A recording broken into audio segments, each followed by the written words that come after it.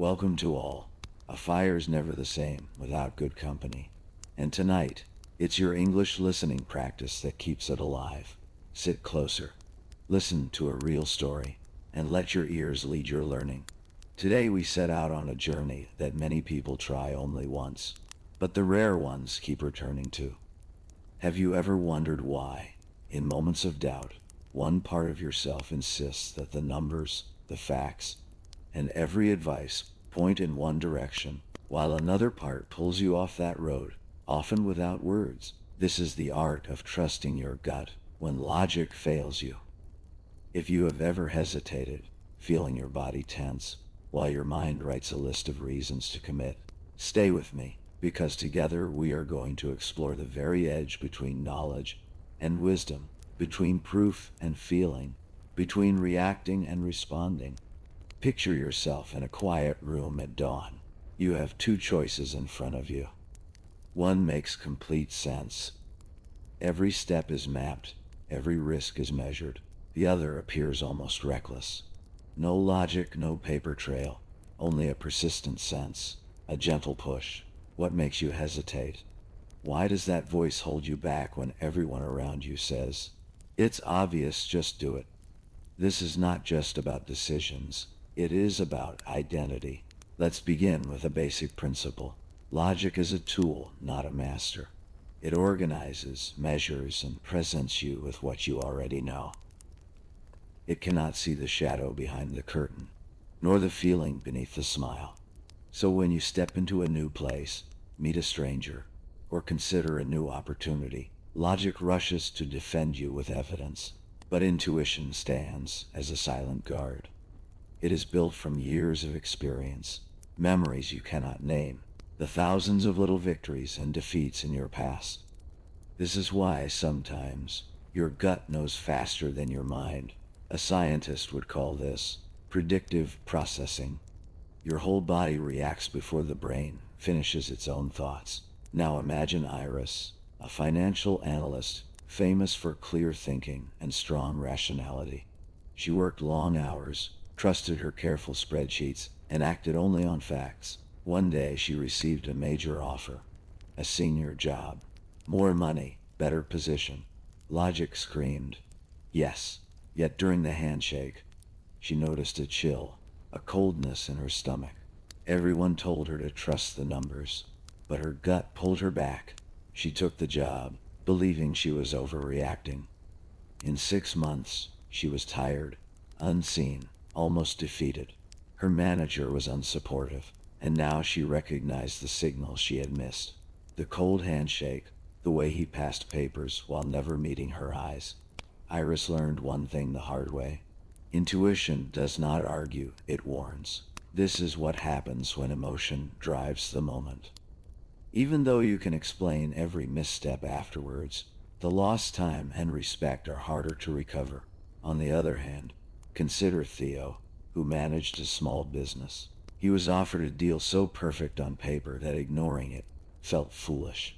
Still, every time he imagined partnership, his breath slowed, and a gentle alarm rose. He gave himself extra time, and instead of pushing logic, asked, "Is my discomfort pointing to a missing detail?"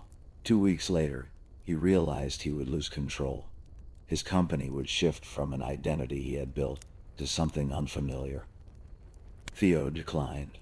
Months later, the larger firm failed due to fraud. But Theo's mind had never seen that risk. Intuition had. This is what changes when you choose a calm response. True intuition is calm, not explosive. It waits and lets you check the facts again. Your gut is not random. It recalls the hundreds of times your pattern detector has worked quietly while reason was busy debating. So now, how do you differentiate intuition from fear or ego? Notice the trigger. Slow the breath. Choose the line. Real intuition settles around your solar plexus. Quiet but persistent. Fear sits in your chest, racing thoughts. Ego screams to be noticed. With each choice, test your feeling with these checks. Does this intuition come and go with the weather, or does it remain stable when you rest? Is it simple and wordless, or does it build endless stories justifying itself? Does it urge you toward honesty, or to prove your worth? Calm down. Step back. Intuition seeks alignment. Ego seeks approval. There was a teacher named Kira. She loved history, and her connection with students was her greatest gift. The school offered her a department-led role. More influence, more resources, plenty of logical reasons to accept. But every day she considered the job. A small alarm rang. Kira took the role but found herself empty. The spark was gone. 2 years later, she stepped back, returned to teaching, and felt alive again. This is what changes when you listen to meaning over status. Intuition measures progress by energy and connection, not just salary or title. Progress means living with less regret, with more energy, with clearer boundaries. Let's turn now to the tool you can use today. 3-breath reset. When torn between gut and logic, pause for 60 seconds. Breathe in for 4. Hold for 2. Breathe out for 6.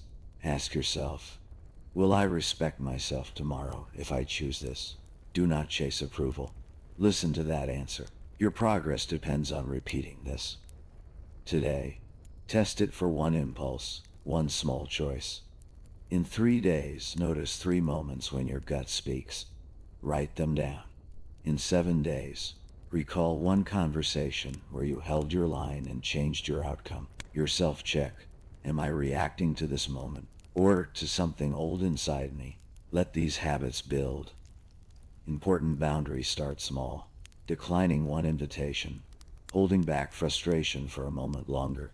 Using clear words instead of passive ones. You hold your line. You carry a calm tone. You face pressure without giving in. This builds habit, makes choices clearer. Learn the hard way. Respect what you feel. Every time regret follows ignoring intuition. Realize that this is a lesson, not just a mistake. Carry on and shape your identity. In the world, you will hear, logic wins, but logic is just one tool in your toolbox. Your intuition, your gut feeling, is your compass in foggy weather. If you only trust what you can touch, you miss what you can sense. Notice your pace. Some moments demand slow thinking. Some invite you to respond. Less heat, more light, better words. This builds the habit you need. Find your peace in the balance. Let logic show you the path, but let intuition decide if it is yours to follow. Tomorrow is your practice ground. Record what logic says, what your gut says, and your actual choice. At the end of the week, reflect. Did instincts save you trouble or emotional energy? Where did logic speak clearly? And where did it miss subtle signals? Write this, not just for language practice, but for self-mastery, in each example. See how your new instincts interact with reason. Over time, you will see that gut and logic are not enemies. Learn to let go of expecting perfect clarity and lean into the combined intelligence inside yourself. You do not have to explain every hesitation. Sometimes what you feel is more real than what you can explain. Keep your cool. Build the habit of stopping, breathing, and listening. Not all progress is visible, but every honest choice shapes your character.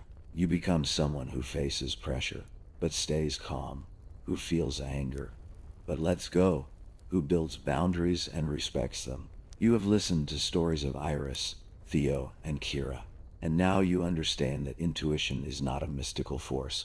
It is lived knowledge translated into feeling, but knowing that is only half the skill. The real question is how you build trust in that signal, especially when everything outside you insists you are wrong. Let me show you what happens when you refuse to abandon your inner compass. There was a woman named Mira who worked in emergency response. She took calls, dispatched units, and made split-second choices with real consequences. One evening, she received a call from a man reporting chest pain. His voice was steady, his words measured. Protocol suggested sending a standard unit. But something in the pause between his sentences made Mira stop. She could not name it, but she felt alarm. She dispatched an advanced unit immediately. When paramedics arrived, they found the man in cardiac arrest. He survived because the response team arrived 3 minutes earlier than standard protocol would have allowed. Mira had trusted a pause, a micro-hesitation in tone. Logic said, follow the checklist. Intuition said, this one is different. This is what happens when you train yourself to notice what others miss. Experts in high-pressure fields, firefighters, pilots, surgeons, do not hesitate because they have learned to trust pattern recognition that happens faster than thought. Their gut feeling is not random. It is the result of thousands of exposures, refined through reflection and feedback. You can build the same skill, but only if you stop treating intuition as soft or unreliable and start treating it as data worth testing. So let me give you another angle. Sometimes your gut does not warn you away from danger. It points you toward opportunity. Consider a young man named Lev. He worked in a stable office job, but one day he saw an advertisement for a photography workshop abroad. Logic said no. Expensive, risky, no clear return. But when Lev imagined the trip, he felt energy rise. Not excitement, not fantasy, just quiet certainty. He signed up. During that workshop, he met a mentor who opened doors Lev did not know existed. Within 2 years, he had shifted careers entirely, now working as a visual storyteller across 3 continents. The trip changed everything. Logic could not predict that outcome, because logic works with known variables. Intuition sensed alignment, potential, and possibility before they were visible.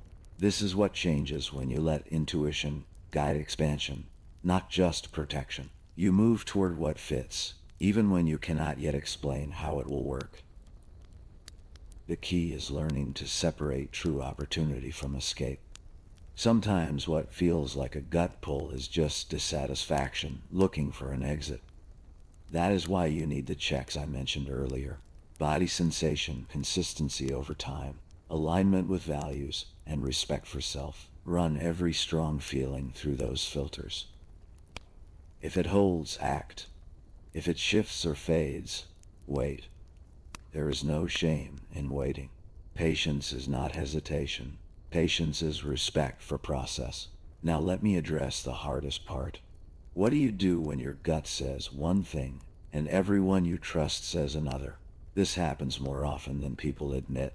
You feel a relationship is wrong, but your family loves the person. You sense a job will drain you, but your mentors call it a golden opportunity. You want to leave a city, but your friends insist you are running away. In moments like this, the pressure to ignore your gut is enormous. But here is what you must remember. Other people, no matter how wise or well-meaning, cannot feel what you feel. They see your life from the outside. They measure success by their own standards. They mean well, but they do not live in your body, carry your history, or face your consequences. Only you do. So when the conflict arises, listen to everyone, gather their perspective, then step back and ask yourself, whose life is this? If the answer is mine, then the final choice must honor what I know, not what others assume. Let me tell you about a man named Felix. Felix was offered a partnership in his friend's startup. The friend was brilliant. The idea was solid.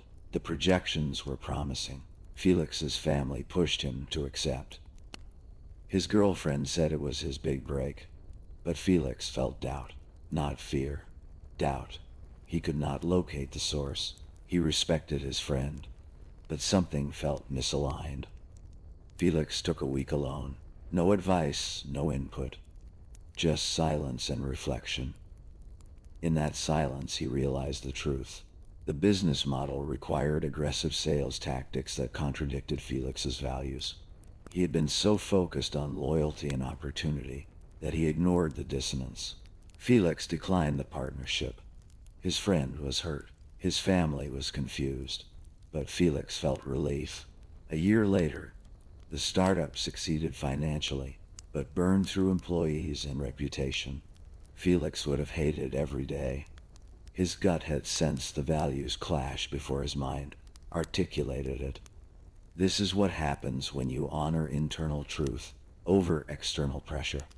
You might lose approval, but you keep integrity. And in the long run, integrity builds a life you can sustain, while approval builds a performance you cannot maintain. So how do you build the courage to stand alone when your gut contradicts the crowd? You practice in small moments. You say no to one invitation that feels draining.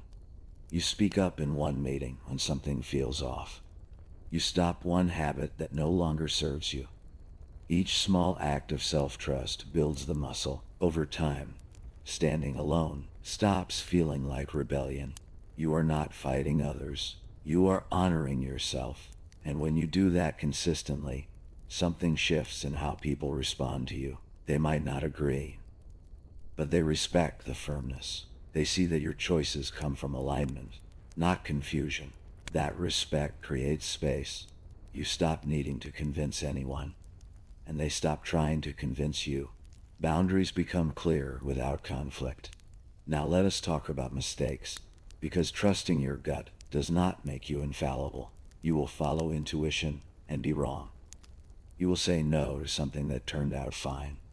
You will say yes to something that did not work. That is part of learning. The question is not whether you will make mistakes. It is whether you will learn from them without losing trust in yourself. Here is how. When you follow your gut and it leads you into difficulty, pause and reflect without blame. Ask yourself, was that true intuition, or was it fear pretending to be insight? Was it alignment, or was it avoidance? Write down what you felt, what you chose, and what happened. Look for patterns. Over time, you will notice the difference between the voice that protects and the voice that escapes. You will recognize when your gut is grounded and when it is reactive. That discernment is the goal. Not perfection, but clarity. And here's the paradox. The more you trust your gut, the less you need it to be right every time. Because you know that even when you choose poorly, you chose honestly. You were not performing for approval or hiding from fear. You were aligned. And alignment, even when it leads to difficulty, teaches you faster than compliance ever could. Let me give you one more story. And this one is about recovery. There was a woman named Sonia who ignored her gut for years. She stayed in a career that felt hollow because it paid well. She stayed in a relationship that felt cold because it looked stable. She ignored the quiet alarm in her chest every morning and told herself she was being ungrateful. Eventually, her body forced the issue. She developed chronic pain, insomnia, exhaustion. Doctors found nothing physically wrong. Sonia realized her body was screaming what her mind refused to hear. This life does not fit. She made changes slowly. She left the relationship. She shifted careers. She rebuilt from a place of honesty instead of obligation. The pain faded. The energy returned. Sonia learned that ignoring your gut does not make it go away. It just makes it louder. And if you ignore it long enough, it will speak through your body, your mood, your health. Better to listen early when the voice is still soft. So where does that leave you now? You have the tools. You have the stories. You have the framework. The only thing left is practice. And practice means showing up every day, noticing what you feel, testing what you sense, and adjusting based on what you learn. It means keeping a small journal where you track gut feelings and outcomes. It means asking yourself before every decision, does this align with who I am becoming, or does it please who I used to be? It means slowing down when everyone else rushes, because speed kills discernment. It means breathing when pressure mounts, because breath brings you back to your center. It means respecting the pause, the hesitation, the quiet no that rises without explanation. It means believing that you are allowed to change your mind, allowed to walk away, allowed to choose differently than you did yesterday. You are not locked into past decisions. You are not obligated to become what others expected. You are allowed to trust what you know now, even if it contradicts what you believed then. And the more you practice this, the more natural it becomes. Decisions stop feeling like battles. Choices stop requiring endless justification.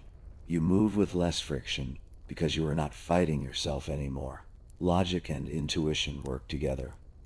Facts inform feeling. Feeling tests facts. And in that partnership, you find a kind of confidence that does not need validation. You know what you know. You trust what you sense. You act with clarity and adjust with humility. That is mastery. Not knowing everything, but trusting yourself enough to navigate uncertainty. Not avoiding mistakes, but learning from them without shame. Not demanding that life be simple, but facing complexity with calm.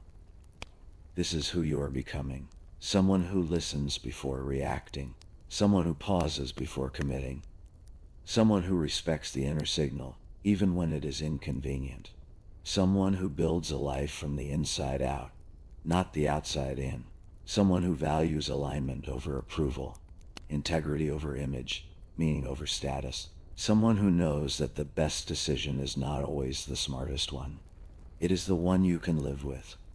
The one that lets you sleep at night. The one that keeps you connected to your truth. And when you live that way, something remarkable happens. You stop regretting. Not because every choice works out, but because every choice was honest. You stop second guessing. Not because you are always right, but because you trust your process. You stop comparing. Not because you are better than others, but because you are too busy building what is yours. And that kind of life, built on self-trust and inner alignment, becomes the foundation for everything else. Better relationships, better work, better health. Because when you are not at war with yourself, you have energy for everything that matters. So here is your final practice, the one that ties everything together. Every night for the next week, before sleep, ask yourself 3 questions. First, today, when did my gut speak? And did I listen? When I chose against my gut, what was I afraid of losing? Third, when I honored my gut, what did I gain? Write short answers, 1 sentence each. No judgment, just observation. At the end of the week, read all your notes. You will see your patterns clearly. You will see where you trust yourself and where you abandon yourself. You will see the cost of ignoring intuition and the reward of following it. And that awareness will shift everything. Because once you see the pattern, you cannot unsee it. Once you recognize the voice of your gut, you cannot unhear it. Once you understand the price of self-betrayal, you stop paying it. That is the transformation. From confusion to clarity, from doubt to trust, from logic versus intuition to logic and intuition as partners, from asking what should I do to knowing what I already sense is right. And when you get there, you will look back and realize something simple but profound. The answers were always inside you. You just needed permission to listen. So here's who you are now, at the end of this journey. You are someone who gathers facts and checks feelings. You honor data, and you honor instinct. You do not ignore analysis, but you do not worship it.